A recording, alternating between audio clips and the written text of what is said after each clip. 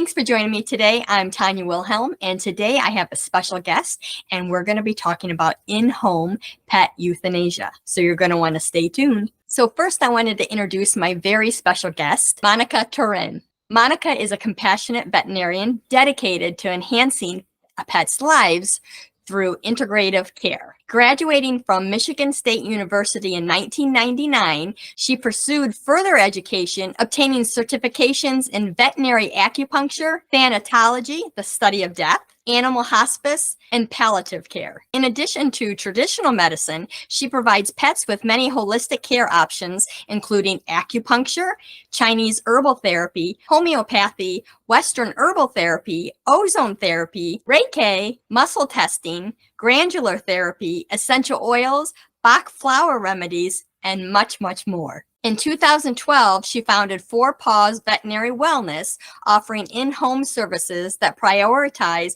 comfort and convenience for pets throughout their lives. Monica is passionate about animal hospice, palliative care, and in-home euthanasia. Her additional certifications equip her with the expertise to support pets and their families during difficult times. When not caring for animals, she enjoys spending time with her own family and her beloved dogs, Asher and Biscotti, as well as baking, reading, writing, and walking. So thank you so much, Monica, for joining me today. And I actually was able to meet Monica in person. I think it was Dexter's 5th birthday bash. So that was 9 years ago. And it's a pleasure to sit down and talk with you today. I did want to ask you some important questions. Can you actually explain the process of in-home euthanasia? Absolutely. So the really wonderful thing about in-home euthanasia is, and it didn't used to be this way, is that really the education of in-home euthanasia has become really widespread now among veterinarians. So it's performed very, very similar now. Some veterinarians practice on their own and other ones have an assistant.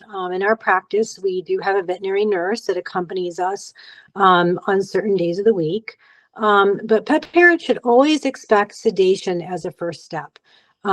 If this is not offered, pet parents should be looking for another provider because that is absolutely a very crucial part of the in-home euthanasia.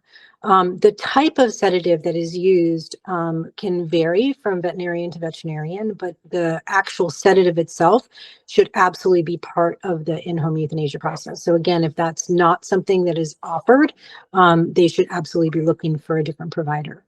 The sedative goes under the skin, and it takes about 10 or 15 minutes to work. And the medication allows the pet to become very, very sleepy, and the pet will become unconscious. The reason that we use the sedative is so that the pet will feel no anxiety, and so the pet will feel no pain. And then I also believe that the sedative allows for a really smooth and natural transition from being very, very fully aware and conscious to dying. I think that's actually really important for the body as well as for the spirit. I think that's a really important part of that process. In our practice, we administer the sedative, and then we give the family the option for us to step away and to give some privacy as the sedative begins to work. And in many cases, we've actually been honored and invited to stay during this time. And this time is actually a really important and a very special time. During this time, the family gathers around, they give treats to the pet, they shower their pet with more love and lots of petting. We've seen incredible and beautiful ways that family honor their pet during this time. They say prayers, they sing, they shower their pet with flowers, they light candles, they show videos, they may FaceTime with their loved ones that can't be there during that time. It's a very, very special time. And I encourage pet parents to really be present with their pet during this time. Once the pet is fully sedated, then we let the family know that they are fully sedated, and there's never any rush. And I think that's also a really important thing to let families know, that there is not any rush during this time, and they should never feel that way, and that they should be encouraged to take their time, and that if the veterinarian is rushing them, they should always tell the veterinarian, please, we need more time. They should never feel like they're rushed. They should be the ones that are guiding this process and telling the veterinarian when they are ready to move to the next step. They are the ones that guide the process, not the veterinarian. When we are told that they are ready, then what we do is we shave a little spot, usually on the back leg, typically, and then we administer the next medication into a vein. This process just takes a couple of minutes, and it's usually very peaceful. At that point, we usually listen to the pet's heart with a stethoscope, and we confirm that the pet has died. And that's typically the process during that period of time. We are usually at the pet's home. It varies anywhere between a half an hour to an hour, sometimes a little bit more, sometimes a little less. Really depends on the family and how quickly they want the process to go or how slowly they want the process to go. And that varies a lot from family to family.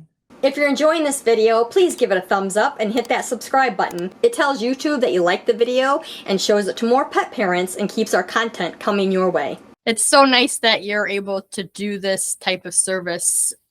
Before you started doing in-home euthanasia, did you do traditional euthanasia at a veterinary office? I did, and it's very different. It's very different because in a veterinary office, I was seeing appointments in between. So I would go and I would start the process with the family in a room, and then I would give the sedative, and then I would go see other patients while the sedative was working, and then I would go see another patient, and then I'd have to go back and check on the patient to see whether or not they were sedated. If they weren't, then I would go back and see another patient, and I'd be going back and forth and back and forth. And I did it, but it was very difficult for me to reset myself and to get back into that mode of understanding that I was going back into that room, in back into that place of having to be with that family again. And it was hard. It was very difficult. And we've heard about how hard it is for veterinarians right now, and a lot of the suicide and all of that that's happening with veterinarians. And a lot of that happens because there is a lot of stress that's placed on veterinarians going back, seeing a puppy, and then having to go do a suicide, having to go do a euthanasia, and then having to go back and see, having to pronounce, to a client that they're, doing cancer, having to have cancer, and then going back and having to do euthanasia. And this, like, the trouble that the stress that puts on a veterinarian, having to kind of go back and forth between those emotions.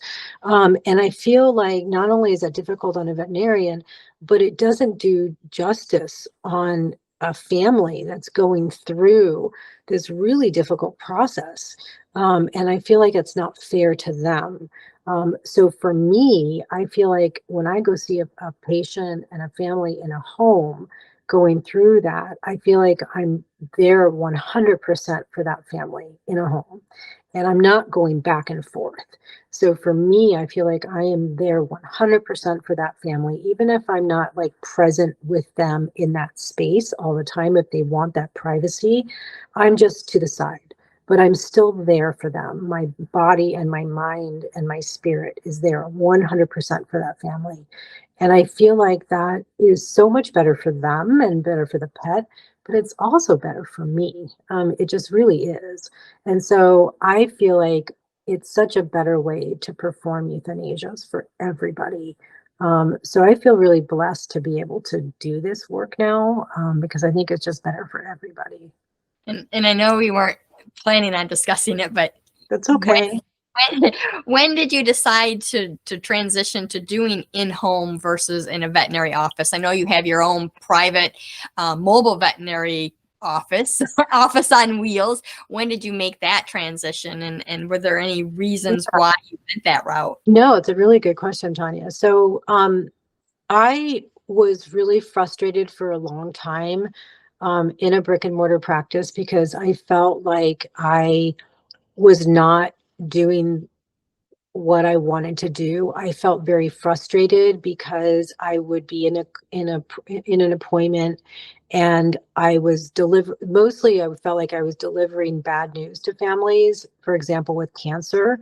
And I felt like I was given the option of either telling families, you have two options. You either have to euthanize right now, or you can go to an oncologist and do chemotherapy or do really expensive surgery. And I felt very frustrated because there was nothing in between.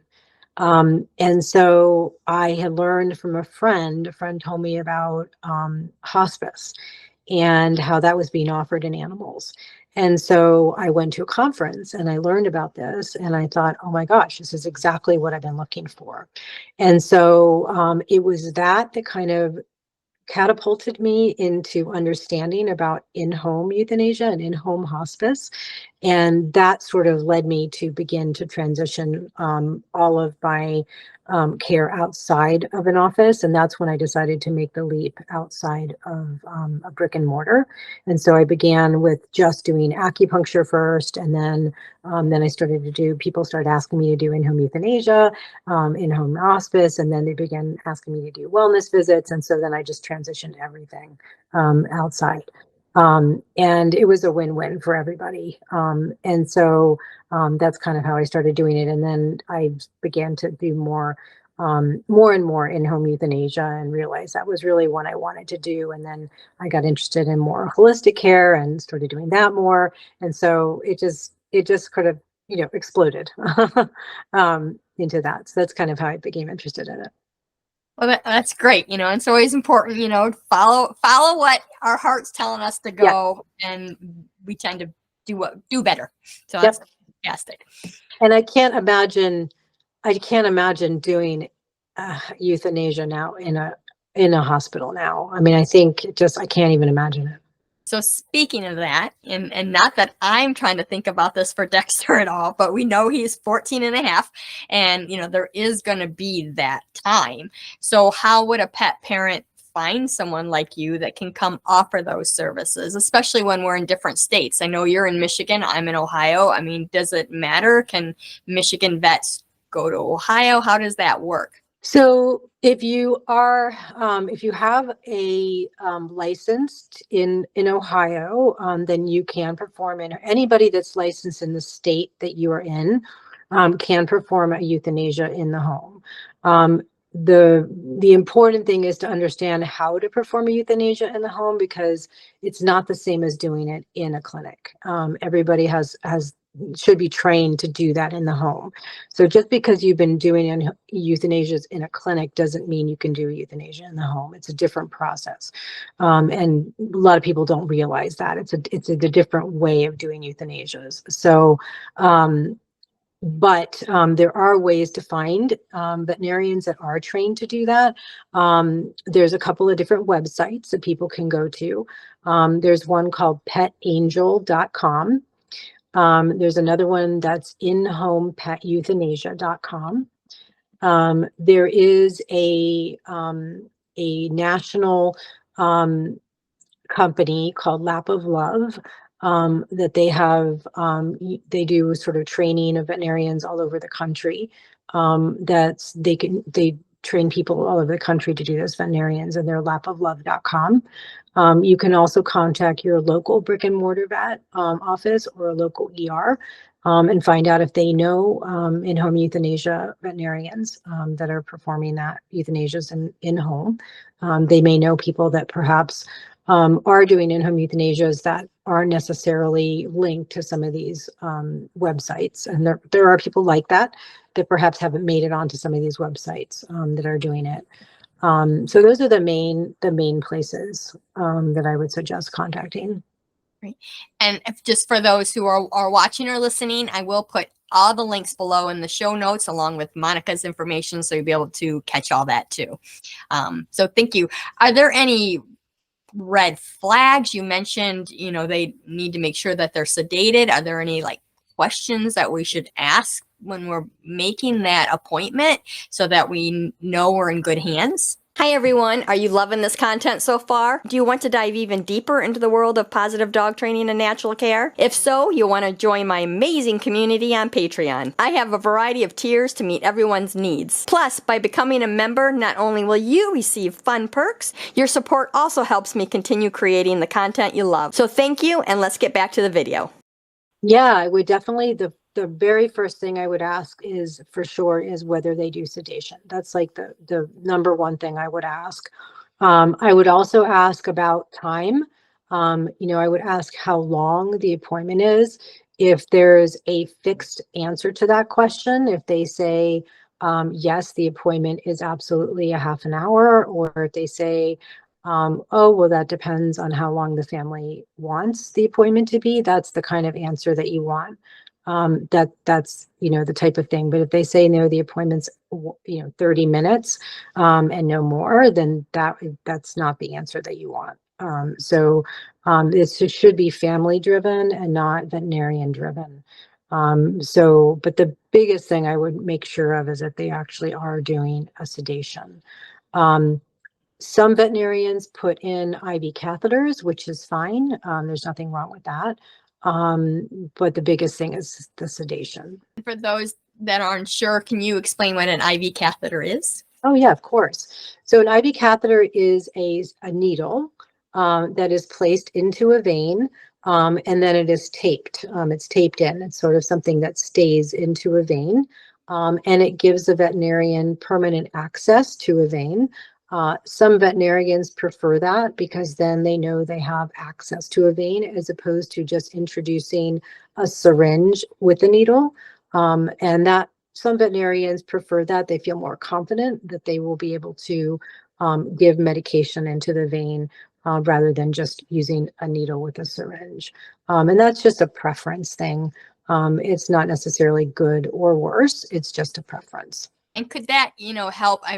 My mom had to put her cat down years ago and she was in pretty bad shape. So her veins kept collapsing. So would like an IV catheter help in that kind of situation? It can. Yeah, it can.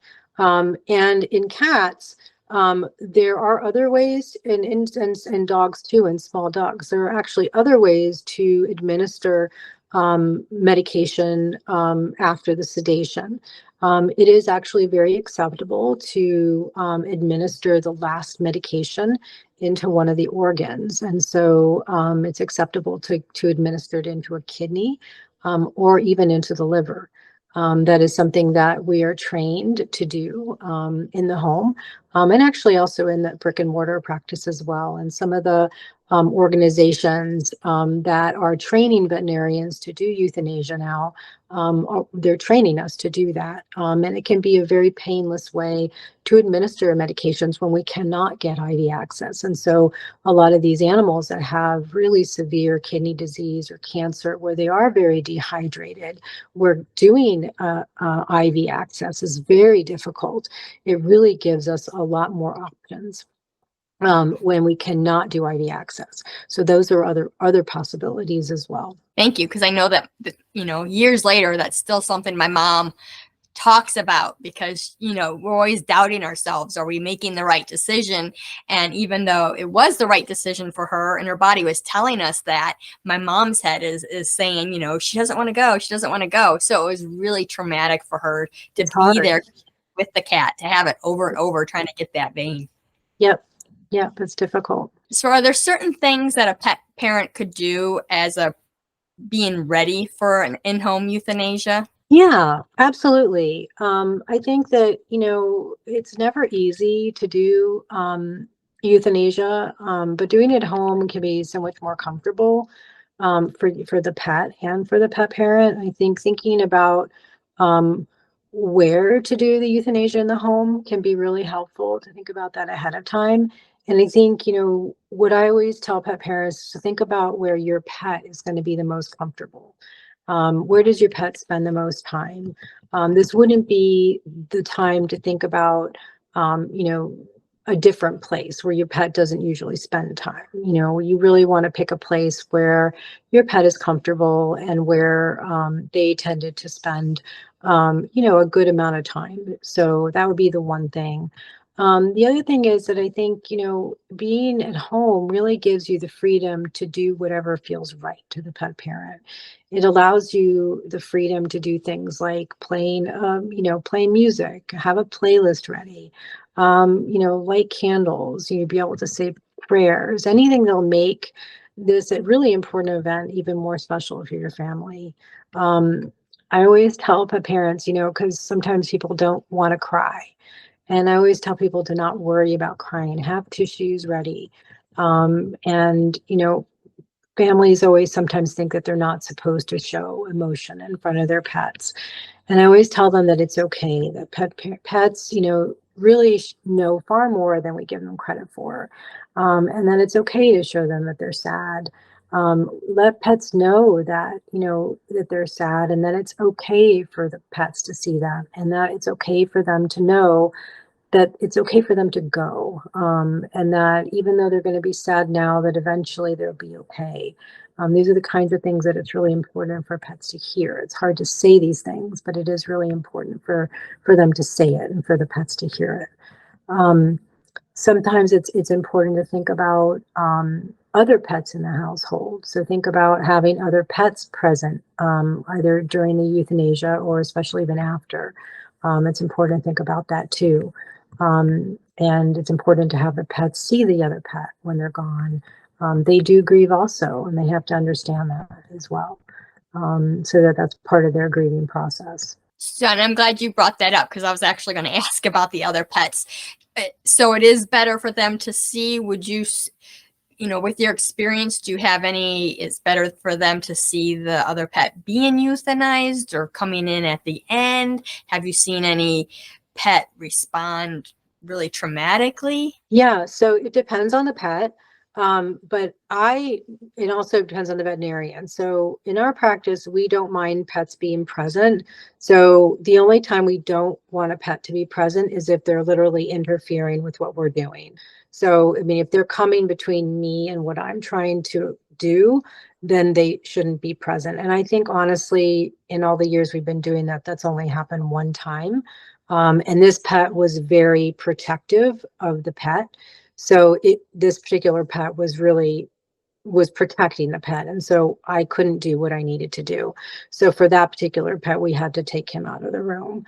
But for the most part, pets usually just kind of mill about. They're walking, they're, kind of just, just doing their thing usually. So most of the time that's fine for them to be present. And I don't have a problem with it. That may not be true for another veterinarian, but for me, I have no problem with them being present. And usually afterwards, pets either pay a lot of attention to the pet, or they don't pay any attention at all. And that seems to be the case. And that's fine. They don't need to come over and be around the body and, lay down next to the body. They don't need to do that if that's not what they want to do. They can, but they don't have to. Just as long as they're in the same room, and they are around, that's really all they need to do in order to understand what's happened. Great. So don't force them to do anything. Just let Right. them see what's happened and do what they need to do. That's Exactly. great.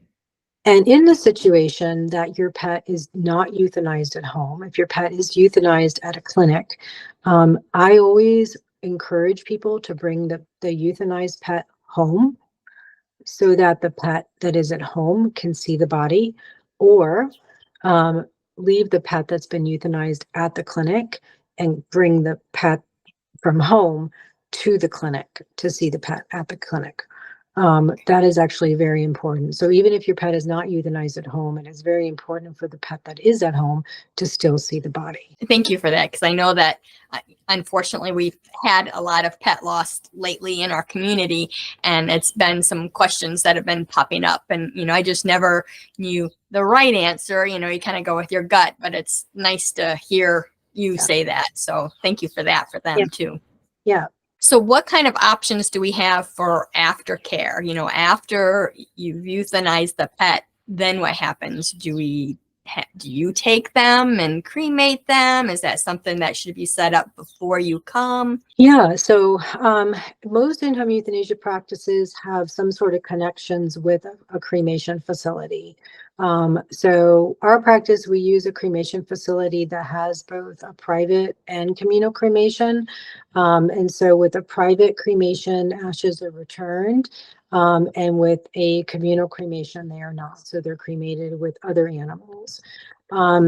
The way it works with our practice is that we go to the home and we perform the euthanasia, and then our practice, I mean, our business, or the business that we work with, they come to the home to pick up the body, and then they take the body to their facility for cremation.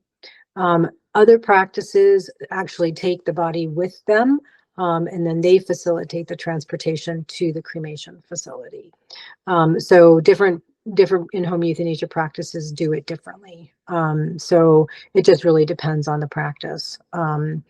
So those are good questions to ask when you are calling to in-home euthanasia practices. And we have found that most families are okay with either of those. And when we set the euthanasia up, we ask families if they would like some time between when we leave and when the cremation facility comes. Some families like to have 10-15 minutes on their own before the cremation facility comes. Other families don't want any time, like they want the cremation company to come right when we're leaving. And some families want an hour. It really just depends on the family. We really trust our provider a lot, so we know that if we're going to be leaving at 2:00, we know they're going to arrive at 2:00 if that's what the family wants. We trust them implicitly that that's going to happen. So I would not do that with any other company, because we know that, if it's very important to our family that there be not any time between, if they really want that company to come right at 2 and not be left with a body for any period of time, I want to make sure that I trust that company to come right at 2:00. So that would be something that if the family wanted no time, they need to make sure that that is going to happen with whatever company they're using. So that would be a good question to be asking the in-home euthanasia company.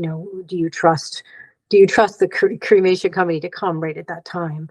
But that's why we only use one company, and we don't really work with any other companies. If a family wants to use a different company, they need to set that up with a different company.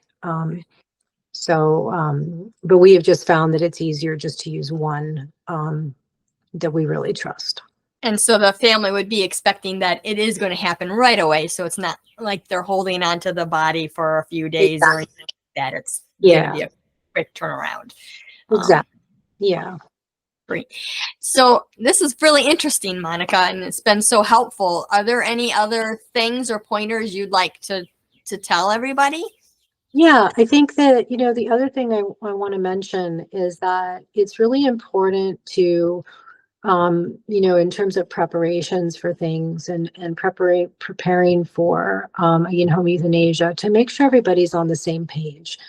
I think that it's really hard when you're having to make this decision to kind of realize, when a veterinarian arrives, that, not everybody's on the same page. And it happens, and it's not through anybody's fault. But I think sometimes when we arrive, in discussions, we realize, oh, the mom and dad, or maybe the child, is not on the same page. And so that's one thing to think about. But also, I think preparing children for the euthanasia is something really important to think about. And, it's a very personal decision whether or not to have children present. And that's not something that we really have any, say in or anything. But I think if children are going to be present, especially younger children, I think it's important to think about whether or not to have another family member there, because I always want the main people that are going to be present to be able to be attentive to the pet. And so children, especially younger children, are usually kind of in and out of the kind of the main area. And so having another family member there to be able to attend to the child is very helpful, so that the main parents can kind of be attentive to the pet and not have to be, helping with the child. So that can be very helpful. The same thing is true when we talked about having the pets present. If the pet is another pet present, if the pet is going to be kind of moving around and be disruptive, sometimes having another another member of the family there can be helpful as well. But that's something else also to consider. And then certainly older children, if older children are going to be present, that's something also to consider, and having the family discussion about whether or not older children are going to be present as well. Um, it's hard. It's really hard. It's not an easy decision to decide all these things. And, I have found that with children also, it's important to allow kids to have some way to participate, even if they're not there. So having them, pick flowers for, to go with the pet if cremation is going to be present, or to write a little poem, or to write something, to draw a picture that will go with the pet, to pick a favorite toy to go with the pet. Something like that, I think, is going to be really important. In the same way, having some sort of memento, like a clay paw made, that the child can have afterwards. Anything like that, I think, can be really helpful to bring closure, not just for the child, but for the family too. Planting a tree, anything like that that can really bring closure for the family, can be really important. I really like your idea about including the children or anyone, even if they can't be there, like you said, sending a card with them or some flowers so they can be part of the ceremony. I think that's a great idea for people. Yeah, absolutely. Well, Monica, was a pleasure to speak with you, and you've given us so many things to think about. I know that this is definitely something I need to research more for Dexter. Although he doesn't have a problem going to the vet, I do think it would be a much more pleasant experience for him and the whole family to be able to be with him and in our home. And I know you gave us those resources, which I'm going to end up signing off and looking at. Are there a lot of vets that offer this, or is it going to be hard pressed for some people to find somebody? There are more and more vets that are doing this. Really, it's quite amazing. I think that it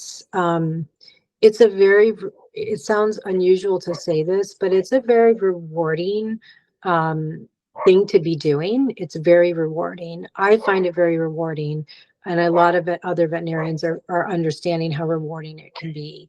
We're really giving so much to a family when we do this. And because of that, more veterinarians are realizing that. And so more and more are doing it and opening up practices. So I think that it can be a little bit difficult to find a veterinarian depending on where you live. But I think as more time goes by, it'll be less and less difficult to find somebody that will be able to help you. The thing I think is harder to find is weekends. And finding somebody as an emergency. Those are the harder ones to find, is when you need somebody right away. That's kind of hard to find. And then the weekends are a little bit more difficult. But I'm hoping as things change and we find more and more veterinarians doing this, that also will change. And, I know you said that it's weird to think of it as a rewarding career, but I do understand what you're saying, because, I think about, Dexter's life and, having this life with him and then having the last moments not be the best moments. I think it would be rewarding to be able to be that veterinarian that can make the end just as pleasant as his whole life. They deserve it, Tanya. I mean, I find that death is just as important, if not more important, than birth. I mean, it really is. And our pets deserve this. They really do. They lived a wonderful life. They deserve a good death as well. They really do. So that's what I always aim to do every single appointment. And that's my goal, is to make the death a good death for the pet and a good death for the pet parent and the family. All right. Thanks again, Monica. Thank you, Tanya. Okay, bye. If you're enjoying today's video, make sure you subscribe to the channel. I dive deep into all things dog training, natural care, and healthy living for you and your dog.